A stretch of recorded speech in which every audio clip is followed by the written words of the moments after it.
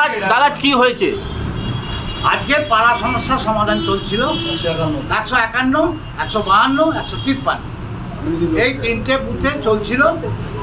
হঠাৎ চলতে চলতে অন্য বুথের ছেলেরা এসে, যারা আমার মনে হচ্ছে আমাদের দলের কেউ নয়, তারা বাইরের লোক, তারা এসে বলছে যে অমুক বুথের অমুক জায়গায় সমাধানটা হলো না কেন। আমি বলেছি আপনাদের সমাধান হয়েছে, আপনারা হয়তো জানেন না, বা যে দায়িত্ব ছিল সে। আজ একটা ছবি ভাইরাল হয়েছে যেখানে দেখা যাচ্ছে আপনাকে আজকে বিক্ষোভ দেখা। না না না না, মানুষ তার ক্ষোভ জানিয়েছে, আমি চেষ্টা করেছি তার প্রশমন দেওয়াতে। কোনো বিক্ষোভ এরা কারা? এরা আমার দলের লোক নয় কেউ, এরা আমাদের বিরোধী দলের লোক, সিপিএম আশ্রিত লোকরা। লোকের দেখাশোনা হলে ডাকঘর দিয়ে আসতে চাই না, হালদাপাড়ায় মেয়ে দিতে চাই না, হালদাপাড়া ছেলেদের বিয়ে শাদী হবে না যে অবস্থা। ডাকঘর থেকে পুরো হালদাপাড়া পর্যন্ত ডুবে থাকে সবসময়, বর্ষা কি শীত কি গ্রীষ্ম কি সবসময় ডুবে থাকে।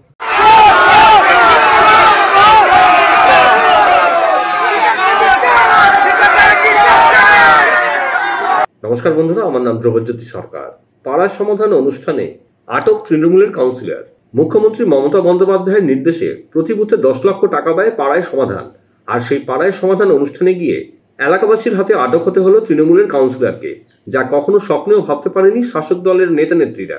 মহেশতলা 22 নম্বর ওয়ার্ডে আমাদের পাড়া আমাদের সমাধান কর্মসূচিতে কাউন্সিলরকে স্কুলে আটকে রেখে বিক্ষোভ, স্থানীয়দের চোর চোর স্লোগান। 22 নম্বর ওয়ার্ডের তৃণমূল কাউন্সিলর বিকাশ ব্যানার্জিকে স্কুলের মধ্যে আটকে রেখে বিক্ষোভ স্থানীয়দের। ঘটনাস্থলে ব্যাপক উত্তেজনা। মহেশতলা থানার পুলিশ তড়িঘড়ি উদ্ধার করে নিয়ে যায় কাউন্সিলরকে। বাসিন্দাদের অভিযোগ, দীর্ঘদিন ধরে এই ওয়ার্ডে বেহাল নিকাশি নালার কারণে অল্প বৃষ্টিতে জলমগ্ন হয়ে পড়ে গোটা এলাকা। চরম দুর্ভোগে পড়তে হয় স্থানীয়দের। বেহাল রাস্তার কথা একাধিকবার কাউন্সিলরকে জানিয়েও কোনো লাভ হয়নি। অভিযোগ, বর্ষার মধ্যে হাঁটুর সমান জল থাকলেও মেলেরই কাউন্সিলরের দেখা। তারই প্রতিবাদে স্কুলের মধ্যে কাউন্সিলরকে আটকে রেখে বিক্ষোভ দেখায় স্থানীয় বাসিন্দারা। মহেশতলা 22 নম্বর ওয়ার্ডের যে কাউন্সিলর আছে বিকাশ ব্যানার্জি, টিএমসির কাউন্সিলর, তো দীর্ঘ 4 বছর হতে চলেছে, আজও পর্যন্ত এই একটা রাস্তার না জল নিকাশির ব্যাপার আছে, না রাস্তার নিকাশির কাজ আছে, না ড্রেনের নিকাশির কাজ আছে। তো গত বছরে আমরা ডাকঘর পথ অবরোধ করেছিলাম, যেটা বজো স্ট্যাং রোড নামে সবাই চেনে। তো সেই পথ অবরোধ করার পরে 25 দিনের একটা সময় দিয়েছিল যে এই রাস্তার কাজ করে দেবো। তো 1 বছর পার হয়ে গেল, তো রাস্তার কাজ হলো না। তো আজকের কাউন্সিলরকে আমরা ঘেরাও করেছিলাম, কাউন্সিলর কোনো কাজ করে না। আমাদের নিজের গ্রামবাসীকে নিয়ে নিজেদের পকেটের পয়সা দিয়ে ড্রেন পরিষ্কার করানো হচ্ছে।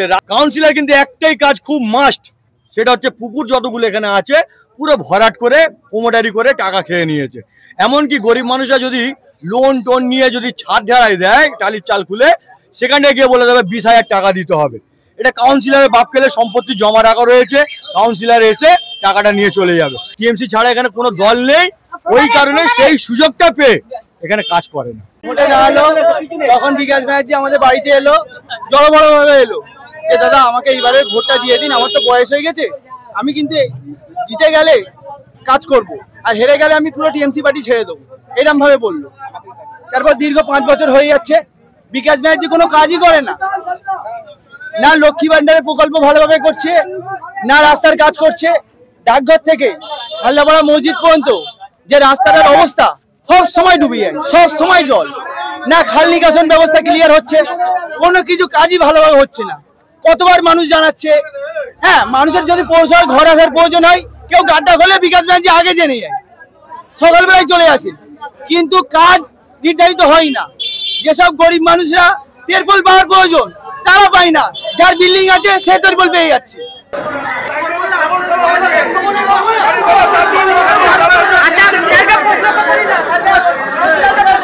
বন্ধুরা, ভিডিওটি ভালো লাগলে দয়া করে লাইক শেয়ার করে দেবেন, আমাদের পেজটা ফলো করে নেবেন, আর আপনার মতামত কমেন্ট করে অবশ্যই জানান। ধন্যবাদ।